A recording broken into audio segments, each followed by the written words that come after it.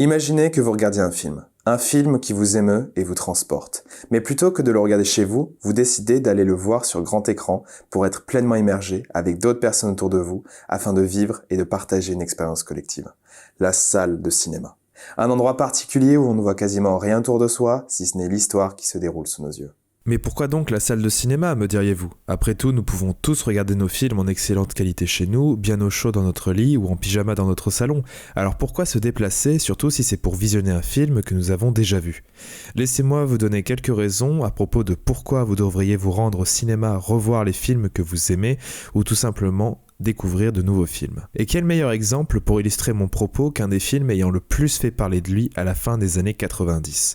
Un film que vous connaissez sans doute tous, qui a marqué l'histoire des effets spéciaux et l'histoire du cinéma lors de sa sortie en salle il y a maintenant 25 ans, Titanic. Nous allons en Amérique.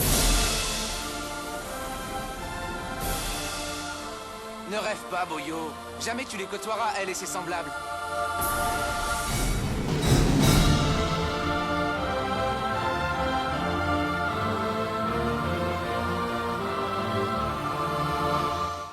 Il y a 25 ans sortait sur grand écran l'un des films les plus marquants de l'histoire du cinéma, Titanic.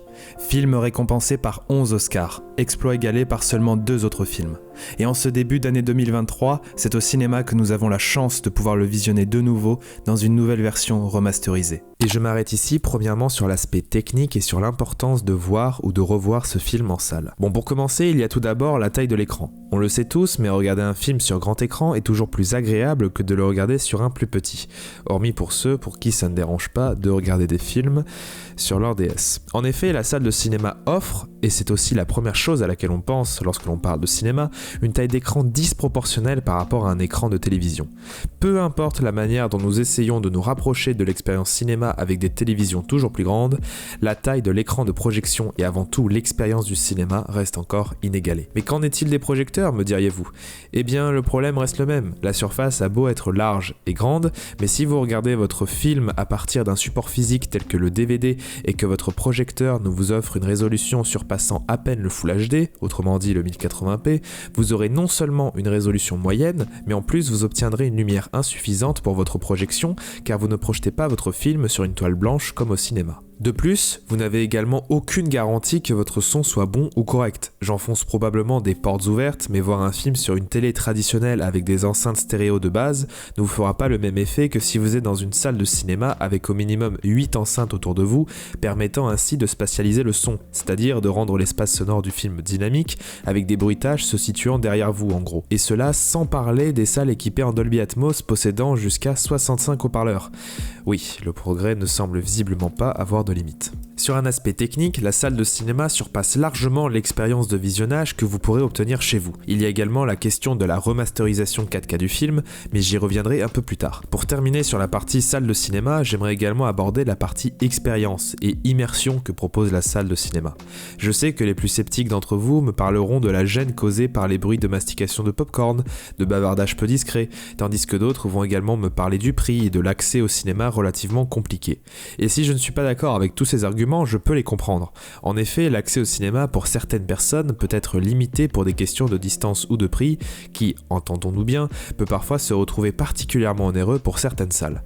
En revanche, pour ce qui est de la partie gêne, cela dépend bien évidemment des occasions, mais je préfère 1000 fois me retrouver dérangé 1 ou 2 minutes par quelques bruits aussi insupportables soient-ils, que par mon téléphone qui vibre toutes les 15 secondes, mes voisins organisant leur crémaillère quelques portes à côté, ou, pour les plus chanceux, un membre de la famille qui parle par-dessus le film quand il ne nous demande tout simplement pas de l'interrompre. Pour terminer, j'ai une petite anecdote à vous raconter. À quelques jours de la sortie du nouveau long métrage de Steven Spielberg de Fabelmans en février dernier, j'ai eu la chance de pouvoir revisionner Jurassic Park dans une salle de cinéma.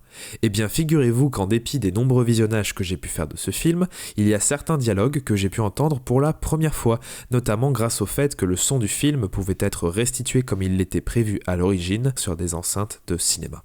Également, le fait de voir le film sur un grand écran m'a permis de me rendre compte de la précision folle et de la minutie de certains plans, notamment sur celui où l'on voit un hélicoptère arrivant sur l'île d'Isla Nublar en survolant une vallée, sans parler du fait de voir un dinosaure autrement qu'en effet visuel, bel et bien tangible. Ce qui m'amène à vous poser cette question. Vous préférez voir un film comme ça ? ou comme ça.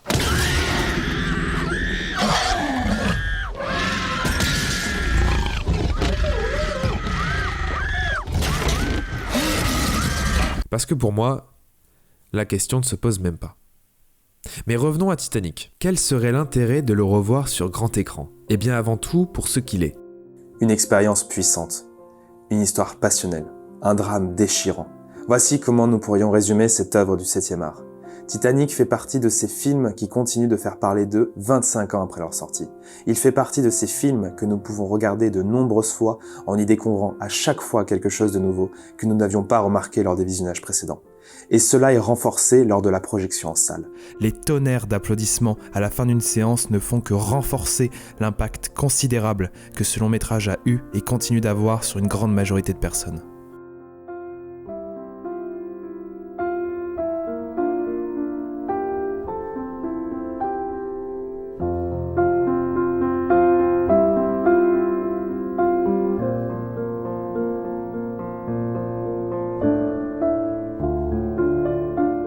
J'aimerais tout de même préciser qu'il n'y a absolument aucune demande de promotion du film de la part de quiconque. Cette vidéo n'est réalisée que par envie et par amour pour son long métrage, le cinéma et les émotions qu'il arrive à transmettre par sa mise en scène, sa musique, ses décors, ses acteurs, etc.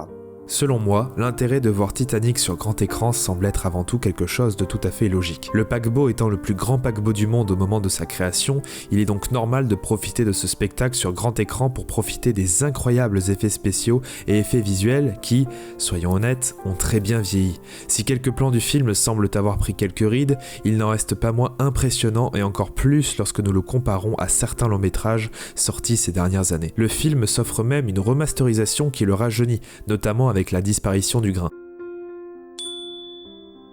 De plus, la conversion 3D du film offre quelque chose d'encore plus exceptionnel. Voir ce naufrage et cette panique grandissante sur grand écran est déjà spectaculaire en soi, mais avoir une 3D profonde qui donne littéralement l'impression que le navire va s'écraser sur nous renforce le côté stressant et angoissant du film. Le Titanic va sombrer. Dans combien de temps? 1 heure. 2 ou plus. Mais avant tout, Titanic reste un drame humain et une histoire d'amour. Et qu'on l'apprécie ou pas, elle n'en est pas moins touchante et marquante compte tenu des événements du film.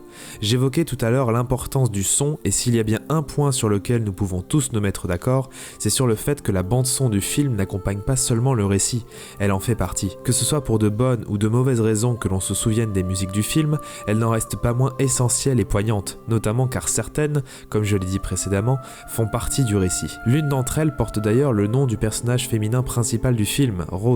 Oui, ça ne s'invente pas. Et quel meilleur endroit pour profiter de ce condensé d'images, de sons, de musique, de spectacles et d'émotions que la salle de cinéma.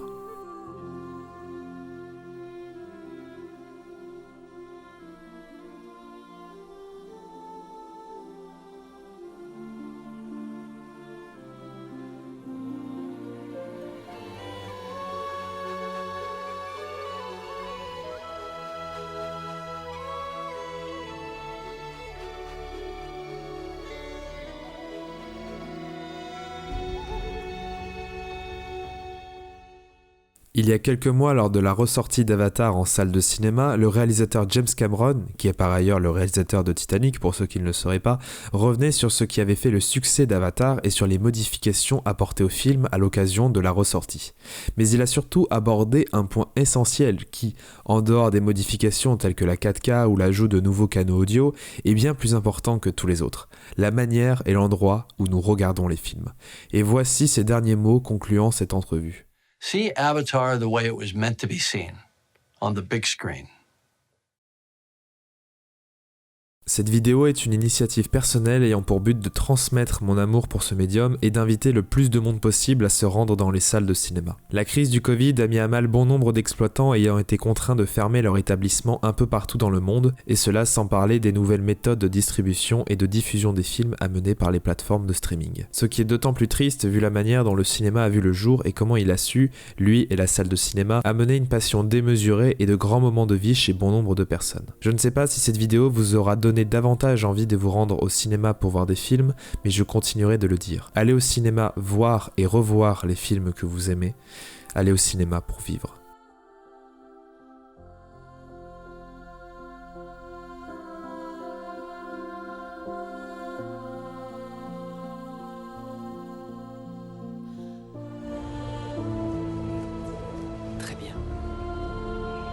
yeux.